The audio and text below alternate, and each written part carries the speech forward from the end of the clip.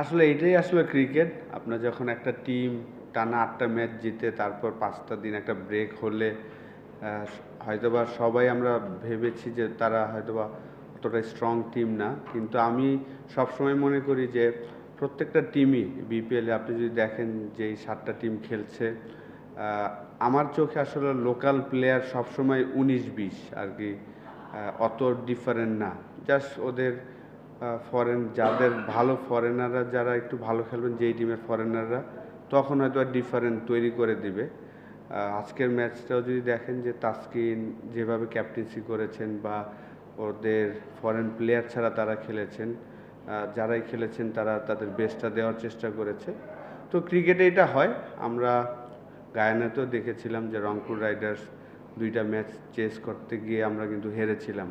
২৪ বলে ১৭ রান প্রয়োজন ছিল, ৬ উইকেট হাতে সেটা পারিনি। তারপরে ৪৮ বলে ৫১ রান, ৮ উইকেট হাতে ছিল, সৌম্য সরকার ব্যাটিং করছিল, সেই ম্যাচ আমরা চেস করতে পারিনি।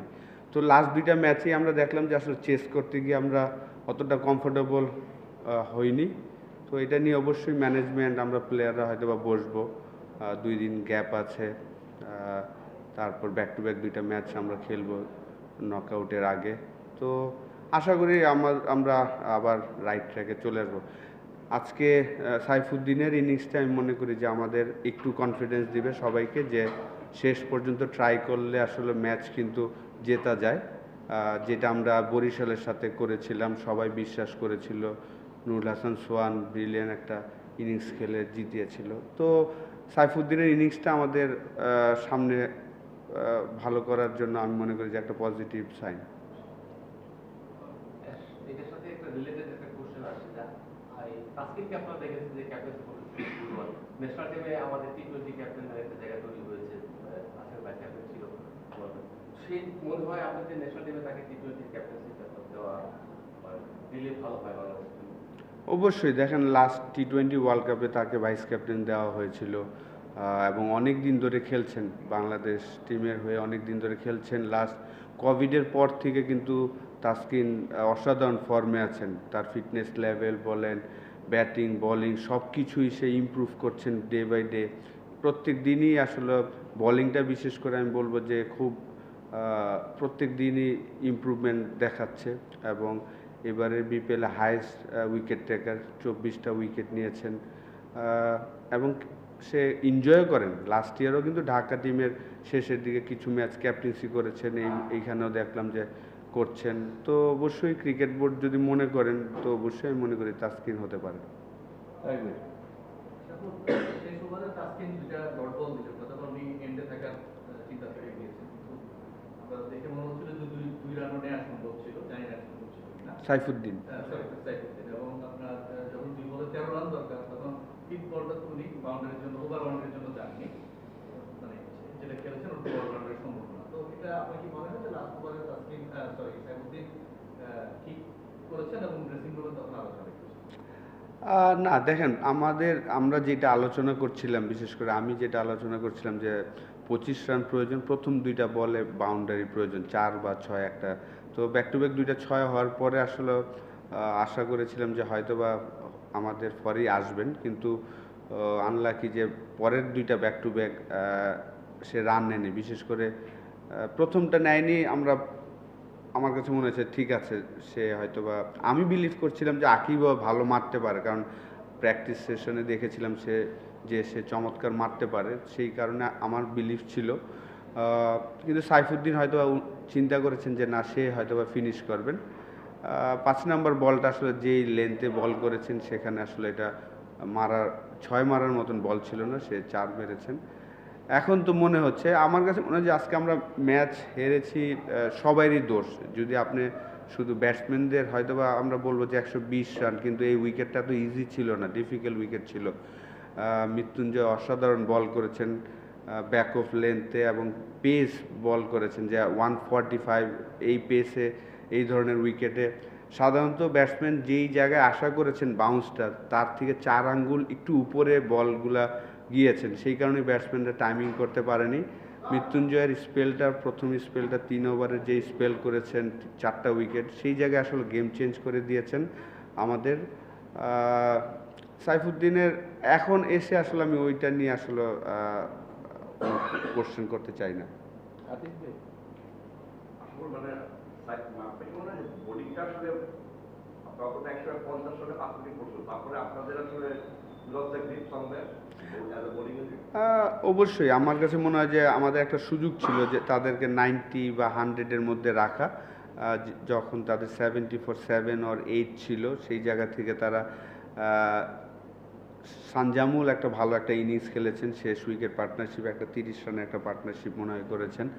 সেই জায়গাটা আমাদের বলাররাও আসলে যে জায়গায় বল করা উচিত ছিল আমার কাছে মনে হয় যে সেই জায়গাটা বল করতে পারেনি। বিশেষ করে রানা লাস্ট 2টা ওভার যে বল করেছেন ব্যাক অফ লেন্থ করেছেন, শেষের ব্যাটসম্যানদের ওর যে পেস, ওই পেসে যদি একটা ব্যাক অফ লেন্থ একটা ইয়র্কার ট্রাই করতো তাহলে হয়তো বা ডিফারেন্ট রেজাল্ট হতে পারতো। আসল ভাই, রাজশাহী কোনো ফরেন প্লেয়ার খেলে নাই, আপনারা এটা কখন জানতে পেরেছেন? এবং বাইলজ অনুযায়ী দুজন প্লেয়ার তো খেলাতে হয়, প্রতিপক্ষ হিসাবে আপনাদের কোনো ডিমান্ড ছিল কিনা, বা বিপিএল গভর্নিং কাউন্সিলের যে টেকনিক্যাল কমিটি আছে তারা আপনাদেরকে কোনো ব্যাখ্যা দিয়েছে কিনা? না, আমরা আসলে যখন আসছিলাম তখনই শুনছিলাম যে আসলে তাদের ফরেন প্লেয়াররা হয়তো বা আসবে না, এবং যেহেতু তারা একটা অ্যাপ্লিকেশন করেছেন ক্রিকেট বোর্ডের কাছে, তাদের ফরেন প্লেয়াররা আসছেন না, তো আমরা আসলে এটা নর্মালভাবেই দেখেছি, যেহেতু এই টুর্নামেন্টটা আমাদের, তো সেই কারণে আমরা নর্মালভাবেই দেখেছি। এবং আমার কাছে যেটা মনে হয়েছে, আমি যখন বলছিলাম যে আসলে তাদের ফরেন প্লেয়ারদের থেকে তাদের লোকাল প্লেয়ারই বেটার ছিলেন, তো যাদের খেলায়নি তার থেকে যারা খেলেছেন তারাই আসলে এই টুর্নামেন্টে যদি দেখেন যে ম্যাক্সিমাম ফরেন প্লেয়ারের থেকে লোকাল প্লেয়ার যারা বসে থাকেন তারাই কিন্তু ভালো পারফর্মার আমার মনে হয়। তো সেই জায়গায় আমরা সতর্কই ছিলাম, কারণ আমরা জানি যে আমি সবসময় বলে আসি যে লোকাল প্লেয়ার সবাই আসলে 19-20 অতটা ডিফারেন্ট না। এবারে ফরেন প্লেয়ারও আপনি যদি দেখেন যে অতটা কোয়ালিটির ফরেনার কিন্তু খুব কমই এসেছে সব টিমে। আসল ভাই, সৌম্য সরকার আজকে প্রথম খেললেন বিপিএল ইনজুরি থেকে এসে, তার ব্যাটিংটা খুব ডিফেন্সিভ ইনিংস ছিল না, তো এমনি ব্যাটিং কোচ হিসেবে আপনাদের তাকে কেমন মনে হয়েছে টিম, আর সে যে ক্যারিং ফরওয়ার্ড, মানে আপনারা কি তার স্টিক করবেন নাকি অন্য অপশন দেখবেন? মানে কি দেখবো?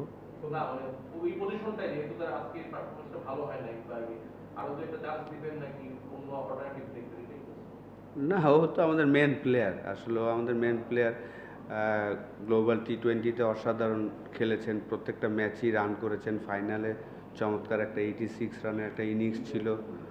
ওয়েস্ট ইন্ডিজের সাথেও ভালো খেলছিল, আনলাকি যে ইনজুর্ড হয়ে গিয়েছেন। তো ইনজুরির পরে লাস্ট কয়েকদিন আমাদের সাথে ট্রেনিং করেছেন, তো কয়েকটা ইনিংস তো লাগবে ডেফিনেটলি। আর আজকের উইকেটটাও কিন্তু অত ইজি ছিল না, শুরুতেই বলছিলাম যে এখানে নর্মাল যে বাউন্স সেইখান থেকে 4 আঙ্গুল বেশি বাউন্স করছিল, সেই কারণেই অ্যাডজাস্ট করাটা ডিফিকাল্ট ছিল। এবং ওপেনিং স্পেলটা অসাধারণ ছিল মৃত্যুঞ্জয়, তারাও তো এক্সপিরিয়েন্স, যেহেতু তারা জানে যে তার ফিঙ্গারের প্রবলেম আছে, তারা কিন্তু সব ব্যাক অফ লেন্থে বল করেছেন, হার্ড লাইনে বল করেছেন, তার জন্য ইজি ছিল না আজকের ইনিংসটা। অবশ্যই এত এক্সপিরিয়েন্স প্লেয়ার, আমরা তো আরও 2টা ম্যাচ বাকি আছে, আমি আশা করি যে 2টা ম্যাচে দুইটা আমরা দিনের বেলায় খেলবো 1:30টার দিকে, তো সেই সময় সে তার বেস্ট রিদমে চলে আসবে ইনশাল্লাহ। বাবু আশা করি একটা জিনিস বলবেন যে নকআউট স্টেজ তো এমনিতেই একটু বাড়তি টেনশন কাজ করে, তো এরকম ঠিক নকআউট স্টেজের আগে পরপর 2টা ম্যাচ যখন আপনার টিম চেস করতে গিয়ে পারলো না, একই টিমের কাছে তো সেটা কি ব্যাটিং কোচ হিসেবে আপনি কতটা করেন? যেহেতু আমি ব্যাটিং কোচ না, ব্যাটিং কোচ হলো শাহরিয়ার নাফিস, আমি হলো অ্যাসিস্ট্যান্ট কোচ, তো তারপর আমরা সবাই ওয়ারিড না অ্যাকচুয়ালি। জিতলে আসলে আমরা অনেক সময় ভুলগুলা আগে হয়তো বা ওইভাবে তুলে ধরি না, যখন ম্যাচ হারে তখন কিন্তু অনেক ভুলগুলাই আসলে সবার চোখে পড়ে। তো অবশ্যই আমি আশা করব যে সবাই অনেক এক্সপিরিয়েন্স আমাদের টিমে যারা খেলছেন, এবং তারা সবাই পারফর্মার, এমন না যে কেউ পারফর্ম করছে না, এরকম না, সবাই একদিন না একদিন পারফর্ম করছেন। নকআউটের আগে আরও 2টা ম্যাচ বাকি আছে, আমি আশা করব যে আমাদের ব্যাটসম্যানরা তারা হয়তো গেম প্ল্যানটা সুন্দর করে করবেন, আর একটু সময় নেবেন উইকেটে। 20 ওভারের খেলা হয়তো বা আমরা লাস্ট 2টা ম্যাচই যদি আমরা দেখি যে আমাদের টপ অর্ডার পুরো টুর্নামেন্টেই যদি দেখেন যে আজকে আমরা 10 নম্বর ম্যাচ খেলেছি, 10 নম্বর ম্যাচে আমাদের পাওয়ার প্লেটা কিন্তু ভালো ক্রিকেট খেলি নাই। আমরা উইন করেছি 8টা ম্যাচ, কিন্তু আমরা পাওয়ার প্লের পরে ভালো খেলেছি। আপনি যদি দেখেন যে বোলিংয়ে যখন আসি বা ব্যাটিংয়ে আসি, আমাদের লাস্ট 2টা ম্যাচই রাজশাহীর সাথে আমাদের 3টা উইকেট 4টা উইকেট পড়ে গিয়েছে পাওয়ার প্লেতে, যেটা অন্য ম্যাচগুলোতে হয়নি। অন্য ম্যাচগুলোতে আমরা 35-40 করতাম, 1 উইকেট লুজ করতাম, পরে কভার করতাম। কিন্তু রাজশাহীর সাথে 2টা ম্যাচই দেখা গিয়েছে যে আমরা 3টা এবং 4টা উইকেট হারিয়ে ফেলেছি। ওইখান থেকে আসলে পাওয়ার প্লেতে যদি আপনি উইকেট হারিয়ে ফেলেন তখন আসলে কামব্যাক করাটা একটু ডিফিকাল্ট হয়ে যায়। সেই জিনিসগুলো নিয়ে হয়তো আমরা সামনের ম্যাচগুলোতে কাজ করবো ইনশাল্লাহ। তবে বিপিএল এর 11 নম্বর সিজন চলছে। আমরা সবসময় চেষ্টা করি বা বলা হয় যে বিপিএল কে আরো উন্নত করানো, বিশ্বমঞ্চে আরো পরিচিত করে তোলা। যখন একটা টিমের ফরেন ক্রিকেটাররা মানে একটা পেমেন্ট ইস্যুতে খেলতে না চায় বা একটা এরকম একটা ইস্যু চলে আসে, অবশ্যই বাইরের মিডিয়াতে এই খবরটা যাবে। তো এইসব ইস্যুগুলো মানে বাইরের মিডিয়াতে যাওয়া এবং বাংলাদেশের ক্রিকেটকে রিপ্রেজেন্ট করা, এগুলা আপনার চোখে মানে বিপিএল কতখানি পিছিয়ে দেয় এবং এই জিনিসগুলো কাছে কিভাবে? অবশ্যই হতাশাজনক। 11তম আসরে এসে, যেহেতু আমি লাস্ট ওয়ার্ল্ড কাপ কাভার করতে গিয়েছিলাম, আইপিএল 17তম মনে হয় চলছে, তো 2023 ওয়ার্ল্ড কাপ কাভার করতে গিয়ে কিন্তু তারা কিন্তু আইপিএলের কারণে প্রত্যেকটা স্টেট জায়গায় কিন্তু তারা নতুন স্টেডিয়াম তৈরি করেছেন। আর আমাদের কিন্তু 11তম আসরে আমরা ওই একই জায়গায় ট্রেনিং করি, সব কিছু একই জায়গায়। ওই টুর্নামেন্ট শুরুর আগে হয়তোবা আমরা প্ল্যানিং করি, খেলার দিন দেখা যায় যে আমাদের হেলমেট আসছে আর কি। প্ল্যানিংটা আরও একটু সুন্দর হলে ভালো হবে, এবং অবশ্যই এবার যা হচ্ছে সামনের বছর আমি শিওর যে তারা হয়তো আরও সচেতন হবে, কিভাবে আরও সুন্দর করা যায় সেই জিনিসগুলো নিয়ে চিন্তা করবে। এবং আমাদেরও সবার দায়িত্ব, আমি মনে করি যে বিশেষ করে মিডিয়াকে বলবো যে আপনারা এই নিউজগুলো একটু কম করলে ভালো হয়, তাহলে ভালো হয়। কারণ যেহেতু এটা বাংলাদেশের একটা টুর্নামেন্ট, জানি আপনাদের নিউজে হয়তো বা পেমেন্ট পায় অনেক প্লেয়ার, ওনারাই বলছেন যে ওনাদের কারণে পেমেন্ট পায়, কিন্তু এগুলো নিউজ না করলে মনে হয় ভালো হয়। এগ্রিমেন্ট আছে তো? নাই, থ্যাংক ইউ।